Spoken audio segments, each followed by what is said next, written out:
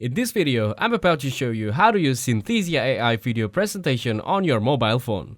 First, navigate to the Google Chrome app on your mobile phone. On Google, search for Synthesia AI in the provided search bar. Now, reach the Synthesia AI website as shown here.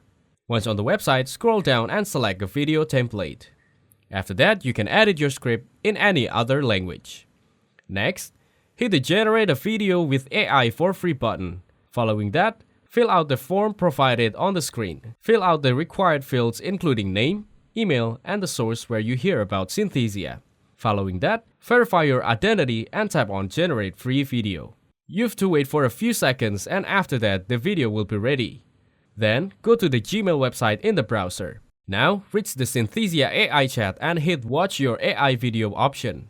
You'll be able to watch the video presentation here. If you want to see the pricing, it offers a starter plan at $18, the creator plan at $64 per month, and the enterprise at custom pricing.